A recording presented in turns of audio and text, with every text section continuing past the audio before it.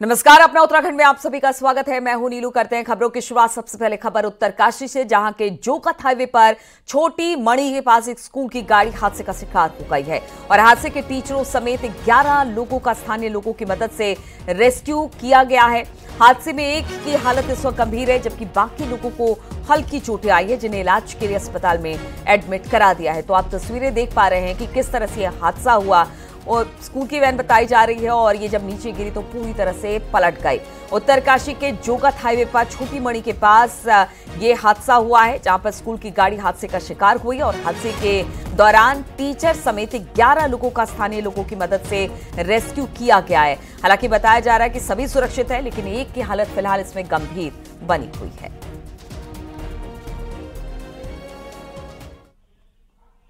और लापरवाही से बाइक चलाने का नतीजा कितना गंभीर हो सकता है, यह रुद्रपुर के सिविल लाइन रोड पर एक रोड एक्सीडेंट में दिखाई दिया।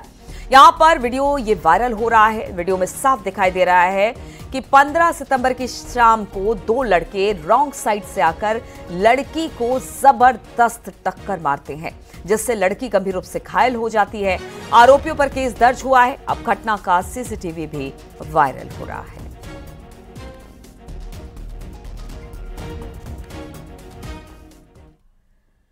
देहरादून से खबर लेते हैं, जहां पर आज कई आईएफएस अफसरों के ट्रांसफर हो सकते हैं, जिसकी लिस्ट जल्द जारी हो सकती है। टॉप लेवल पदों पर भी बदलाव हो सकता है और राजाजी के डायरेक्टर पद पर भी तैनाती होने वाली है। आईएफएस कोको रोसो बनाए जा सकते हैं राजाजी के नए डायरेक्टर। साथ ही 3 नए आईएफएस को पोस्टिंग आज मिल सकती है। बातचीत करने के लिए सुनील और प्रभात इस वक्त हमारे साथ जुड़ गए। सुनील, कब तक आ जाएगी ये लिस्ट? देखिए नीलू, ये दूसरी लिस्ट होगी आईएफएस के ट्रांसफर की, क्योंकि करीब 2 हफ्ते पहले ही बड़े पैमाने पे आईएफएस अफसरों के ट्रांसफर हुए हैं। करीब 30 से 33 आईएफएस अफसरों की इधर से उधर उनकी पोस्टिंग की गई थी। अभी जो महत्वपूर्ण है वो राजाजी जो टाइगर रिजर्व है उसका डायरेक्टर का पद लंबे समय से खाली चल रहा था। इससे पहले यहाँ पर आईएफएस राहुल तैनात थे, लेकिन उनके विवादों में आने के बाद सरकार को उनको हटाना पड़ा था। तो आज राजाजी को भी एक नया डायरेक्टर मिल जाएगा। इसके साथ साथ टॉप लेवल पर भी कुछ बदलाव होने हैं, जिनमें चीफ वाइल्ड लाइफ वार्डन का मुख्य पद है। ये इस बात की संभावना है कि चीफ वाइल्ड लाइफ वार्डन जो वर्तमान में समीर सिन्हा है उनको बदला जा सकता है। ऐसे ही कई महत्वपूर्ण पदों पर बदलाव हो सकते हैं। इसके साथ साथ 3 नए आईएफएस भी सरकार को मिले हैं, तो उनको भी आज पोस्टिंग दी जा सकती है। ठीक है सुनील, बहुत बहुत शुक्रिया आपका जानकारी देने के लिए। और देहरादून से बड़ी खबर लेते हैं, जहां पर प्रदेश की 583 मलिन बस्तियों के फिर से टूटने का खतरा मंडराने लगा है। 2018 में हाईकोर्ट ने अतिक्रमण हटाने का आदेश दिया, जिसके बाद सरकार ने अध्यादेश लाकर टूटने से मलिन बस्तियों को बचाया। अध्यादेश की समय सीमा 21 अक्टूबर को खत्म हो रही है, जिसके बाद बस्तियों के फिर से टूटने का खतरा मंडराने लगा है। अकेले देहरादून में 133 मलिन बस्तियां हैं जो कि टूट सकती है।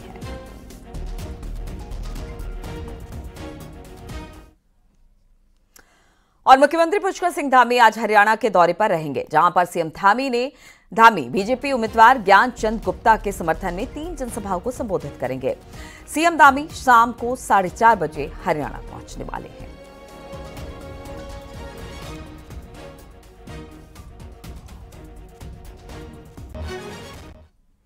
मुख्यमंत्री पुष्कर सिंह धामी ने रविवार को Rajiv Gandhi international cricket stadium Raipur में आयोजित हो रहे उत्तराखंड प्रीमियर लीग के फाइनल मैच में जीतने वाले यूएसएन इंडियन टीम को ट्रॉफी देकर सम्मानित किया।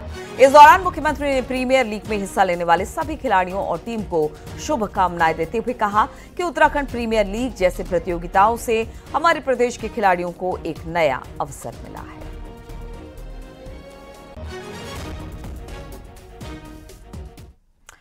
और करीब 1.5 महीने बाद 9 नवंबर को उत्तराखंड अपना 25वां स्थापना दिवस मनाने जा रहा है।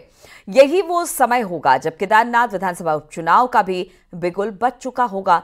ऐसे में 9 नवंबर से पहले सरकार 2 महत्वपूर्ण फैसलों को अमली जामा पहना सकती है। देखिए जरा ये रिपोर्ट।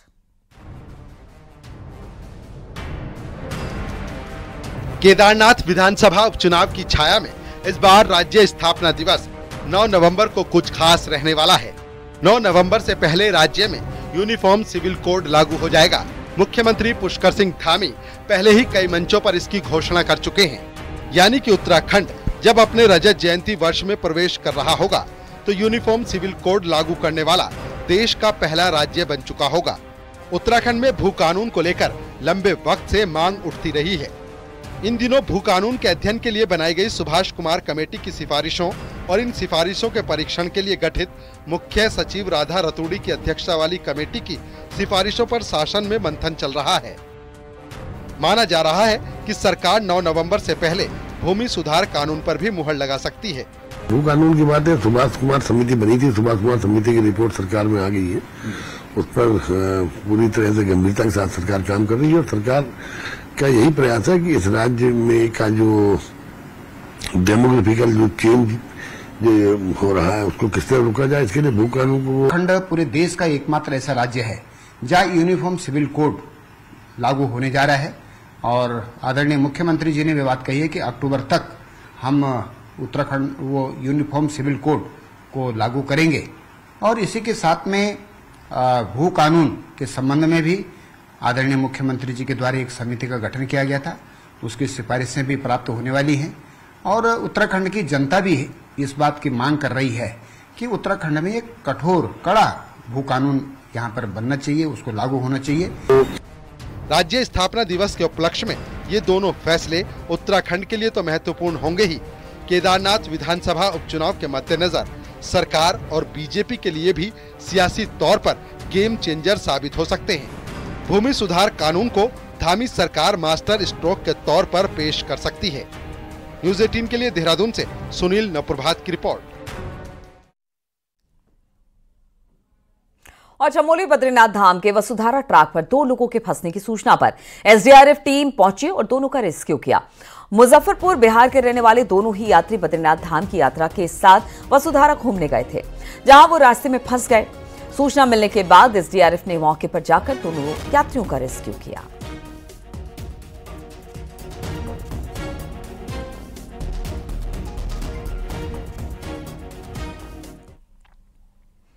उत्तरकाशी में गंगोत्री यमुनोत्री धाम में लगातार नदी का तल हर साल बढ़ रहा है, जिससे भविष्य में दोनों धामों का खतरा है।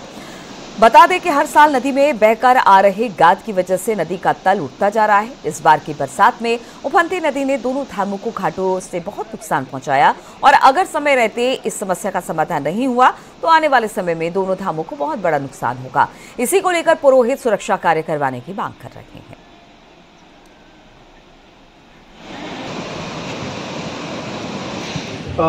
एक माह पहले जो है यहाँ पर 4 धामों में जो आपदा आई थी और उसका जो प्रभाव यमुनोत्री धाम में भी हुआ था, यहाँ पर भी जो है काफ़ी नुकसान हुआ था, किंतु शासन प्रशासन द्वारा जो है अभी तक उसमें कोई सुरक्षा दीवार का जो है अभी तक कोई कार्य नहीं किया गया है। मैं उत्तराखंड सरकार एवं जिला प्रशासन से अनुरोध करूंगा कि जल्दी से जल्दी यहाँ पर इस घाट पर सुरक्षा की जाए और ये जो घाट बह गया है इसको पुनः निर्मित किया जाए। कपाट खुलते हैं उससे पहले जैसा हमारा यमुनोत्री और गंगोत्री में जो पूल की व्यवस्था थी उससे और बेहतर व्यवस्था हम लोग बना पाए। उसी क्रम में हमारी उसमें कुछ आस्था पथ का जो थोड़ा क्षति हुआ है, घाटों का क्षति हुआ है। और Tanakpur Pithoragarh all weather road कल पूरे दिन बंद रही। स्वाला के पास पहाड़ी से लैंडस्लाइड होने के कारण बॉर्डर का अहम हाईवे कल दिन भर बंद रहा, जिसकी वजह से सैकड़ों यात्री फंस गए। हाईवे को खोलने से एनएच की टीम लगी हुई है। दिन भर की कड़ी मेहनत के बाद कुछ समय के लिए सिर्फ छोटे वाहनों की रोड खुल पाई है। डीएम चंपावत ने भी मौके पर पहुंचकर हालात का जायजा लिया, जिसके बाद उन्होंने बताया कि अगले 3 दिनों तक चंपावत टनकपुर के बीच बड़ी गाड़ियों की आवाजाही पर पूरी तरह से रोक रहेगी। यही नहीं, सोमवार को शाम को 4 बजे तक सभी तरह की गाड़ियों की आवाजाही भी बंद की गई है। सोमवार की स्थिति को देखते हुए आगे फैसला लिया जाएगा। बीते हफ्ते हुई भारी बारिश के बाद स्वाला के पास लगातार लैंडस्लाइड जारी है, जिसकी वजह से चंपावत और पिथौरागढ़ जिले की आवाजाही बाधित हो रही है। दिन तक हैवी ट्रैफिक का यहाँ से जो है आवागमन संभव नहीं हो पाएगा। मैं सभी लोगों से अनुरोध किया, अपील भी करना चाहूँगा कि जो हैवी ट्रैफिक है वो हम लोग टनकपुर और चंपावत के बीच में 3 दिन तक हम पूर्ण रूप से प्रतिबंधित रखेंगे। और लाइट ट्रैफिक वालों से भी अनुरोध है कि हम पूरा सहयोग करें एनएच वालों के लिए, और जब एनएच हमें क्लियरेंस दे लाइट ट्रैफिक के लायक तभी वो मूवमेंट करेंगे। कल 4 बजे तक शाम को ये मूवमेंट बाधित रहेगा।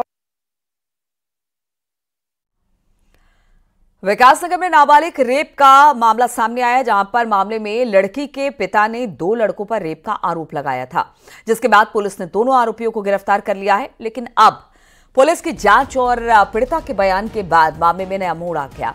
मेडिकल के दौरान डॉक्टर के सामने पीड़िता द्वारा एक ही युवक का गलत काम किए जाने की बात बताई गई। पुलिस का कहना है कि पीड़िता और आरोपी लड़के दोनों एक दूसरे को जानते हैं और आरोप गैंगरेप जैसी कोई बात सामने नहीं आई है। फिर भी आरोपियों की भूमिका को जांच में शामिल कर सभी पहलुओं पर जांच कर रही है। डॉक्टर द्वारा जब पीड़िता से वार्ता की गई तो इसमें ये तथ्य सामने अभी आए हैं कि पीड़िता के साथ उक्त दोनों व्यक्तियों में से एक व्यक्ति द्वारा गलत काम किया गया है और उसमें दोनों पहले से एक दूसरे को जानते हैं। मैं इसमें सभी को अवगत कराना चाहूँगा कि अभी प्रथम दृष्टया जो भी अभी तक विवेचना हुई है इसमें सामूहिक दुष्कर्म के कोई तथ्य प्रकाश में नहीं आए हैं और जो भी अभियुक्त है दोनों की भूमिका को विवेचना में शामिल करते हुए उनको अपेक्षित उनकी विरुद्ध कार्रवाई की है।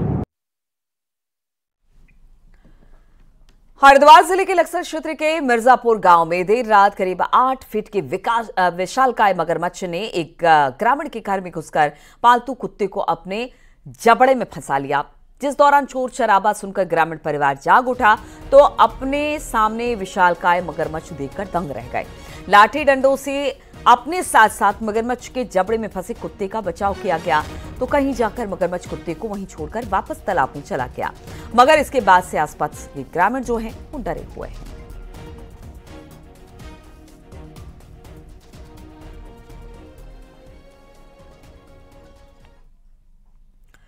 ऋषिकेश के आईडीपीएल क्षेत्र में एक घर में कोबरा सांप के आने से दहशत का माहौल हो गया। बताया जा रहा है कि कोबरा बिल के अंदर था। घर के अंदर कोबरा दिखने के बाद उनकी इस बात की सूचना वन विभाग को दी गई। वन विभाग की टीम ने कोबरे का रेस्क्यू किया और उसे जंगल में छोड़ा। बरसाती सीजन और उमस भरी गर्मी में सांप दिखाई दे रहे हैं।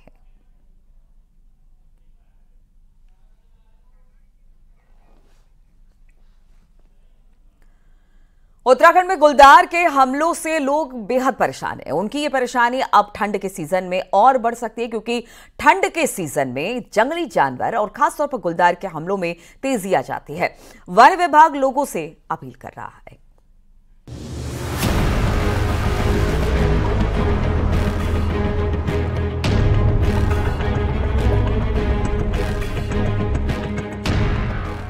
पौड़ी जिले के द्वारी खाल में 21 सितंबर को गुलदार 6 साल के कार्तिक को उठा ले गया।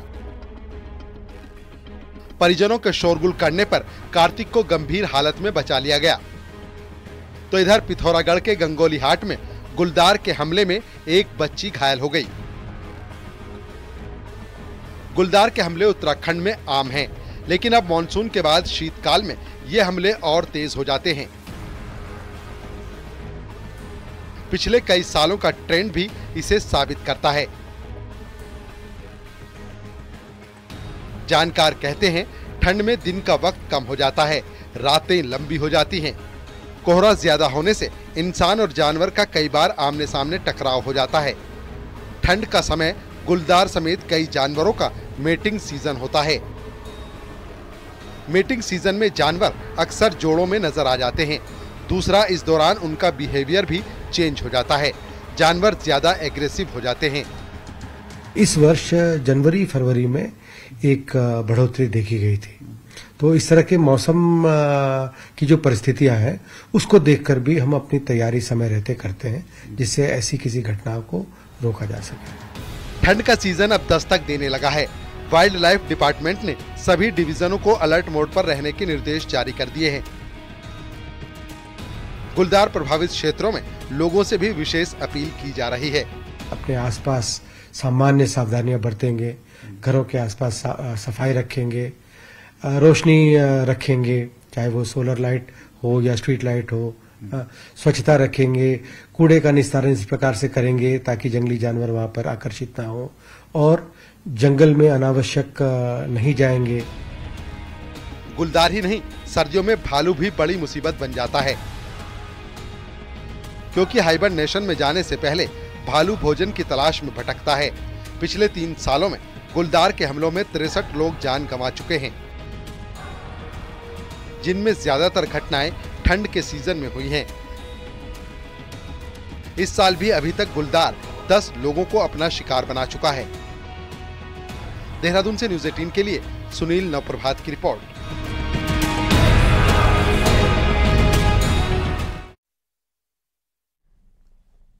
पहाड़ में मौसम साफ होते हैं अब यमुनोत्री और गंगोत्री धाम की यात्रा एक बार फिर से जोर पकड़ने लगी है।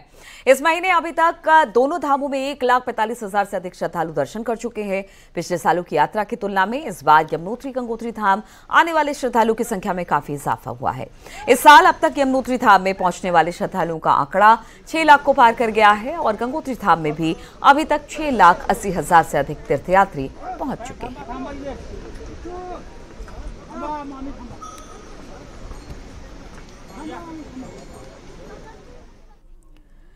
हेमकुंड साहिब के कपाट 10 अक्टूबर को शीतकाल के लिए बंद हो जाएंगे। हेमकुंड साहिब की यात्रा में मौसम ठीक होने के बाद पटरी पर लौट आई है। एक दिन में 1,000 से अधिक श्रद्धालु पूर्ण सारी पहुंचकर माता टेक रहे हैं। हालांकि धीरे धीरे हेमकुंड साहिब में ठंड बढ़ने लगी है, लेकिन दिन में धूप निकलने के साथ ही ठंड से राहत भी मिल रही है। इस वर्ष अभी तक हेमकुंड साहिब में 2 लाख से अधिक श्रद्धालु हेमकुंड साहिब पहुंच चुके हैं।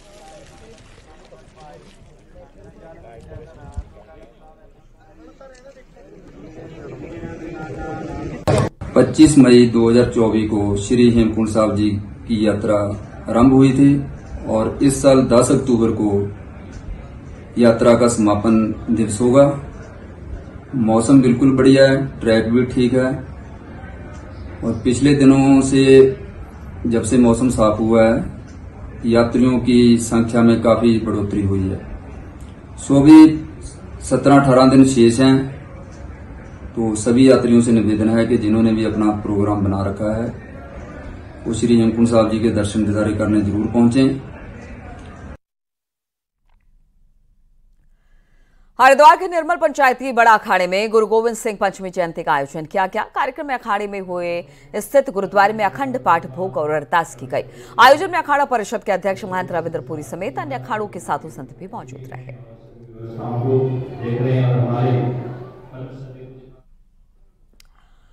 और भारत के प्रथम गांव माणा समेत नीति घाटी दीपावली के बाद 16 नवंबर तक खाली हो जाएंगे। लेकिन अभी माणा गांव में कैसी रौनक है, जरा देखिए रिपोर्ट।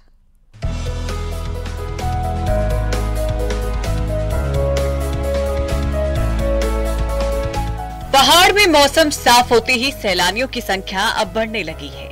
वहीं चमोली में भारत की प्रथम गांव माणा में पर्यटकों का जमावड़ा लगा हुआ है।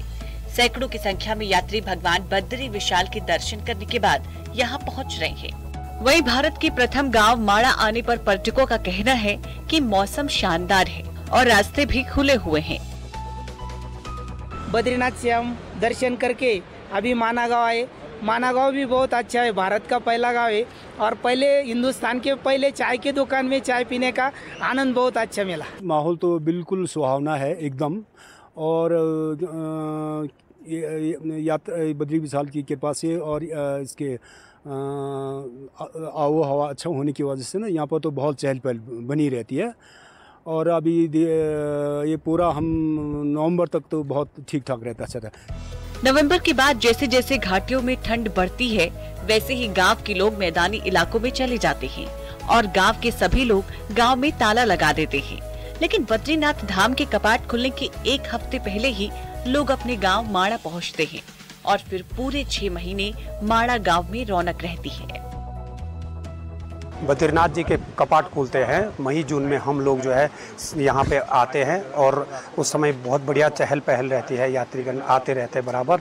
और जैसे ही जो है सीजन ऑफ हो जाता है तो हमारे पूरे माणा गांव में, चाहे माणा हो या चाहे नीति हो, पूरे गांव में जो है ताले लग जाते हैं। जो हमारे यहाँ पर खेती है आलू या फाफर का या राजमा, उसको बुआई करके फ्री हो जाते हैं और टोटली हमारा जो वो है पोटेंशियल है वो हमारे टूरिज्म पर रहता है, तीर्थाटन पर रहता है।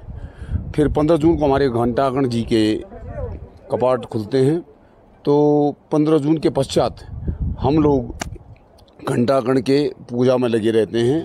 नीति घाटी माणा के गांव देश की सुरक्षा की प्रथम रेखा माने जाते हैं। ठंड बढ़ते ही ये गांव खाली हो जाते हैं और भारतीय सेना इन गांवों की सुरक्षा करती है। न्यूज़ 18 के लिए चमोली से नितिन सेमवाल की रिपोर्ट।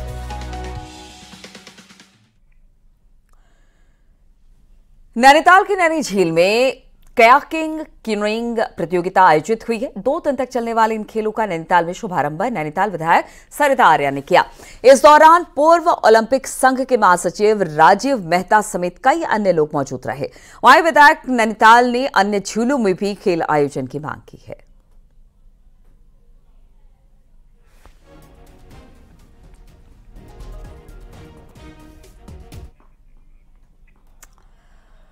और अब एक नजर डाल लेते हैं पहाड़ टॉप 10 पर।